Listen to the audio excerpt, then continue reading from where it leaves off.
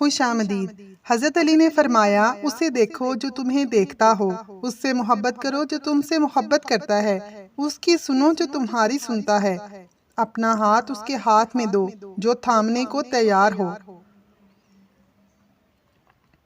शेख सादी फरमाते हैं, दो किस्म के लोग कभी इज्जतदार नहीं हो सकते, एक खुशामदी और दूसरा मुनाफिक। इंसान को अपने आप से इतनी मोहब्बत तो होनी ही चाहिए कि वो खुद को जहन्नम से बचाकर जन्नत में ले जाए।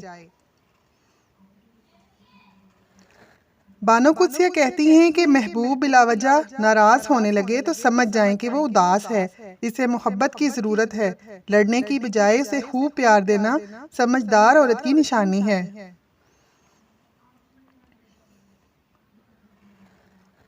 मर्द और औरत दोनों कुर्बानियां देते हैं, मगर मर्द अपना इसार जताने से गुरेज करता है।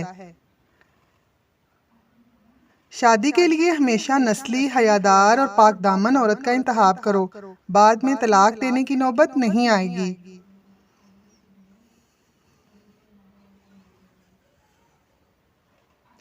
मुझे समझ नहीं आती कि छोटे छोटे कीड़े मकोड़ों से डरने वाली औरतें गैर मर्दों से मिलते वक्त क्यों नहीं डरती।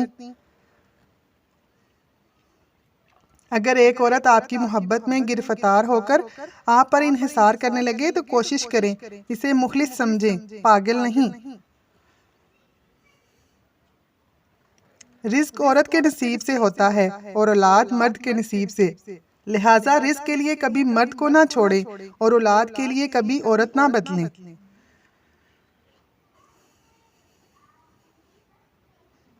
जब औरत किसी एक मर्द के साथ मुखलिस हो तो दुनिया के करोड़ों मर्द इसे बहका नहीं सकते। मर्द कभी मजबूर नहीं होता, अगर वो औरत से सच्ची मोहब्बत कर ले तो वो उसे किसी दूसरे मर्द के लिए नहीं छोड़ सकता।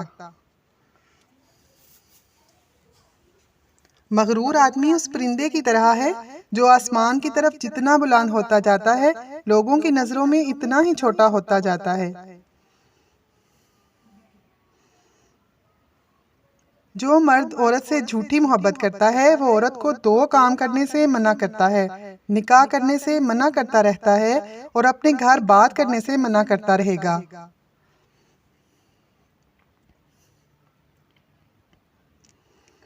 सब कुछ खोने के बाद भी अगर आपके अंदर हौसला बाकी है तो समझ लीजिए कि आपने अभी कुछ नहीं खोया।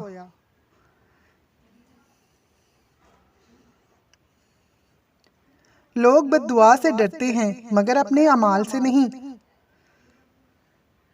वीडियो को लाइक करें, कमेंट सेक्शन में अल्लाह का नाम जरूर लिखें। अल्लाह आपका हामी और नासिर हो। जज़ाकल्लाह।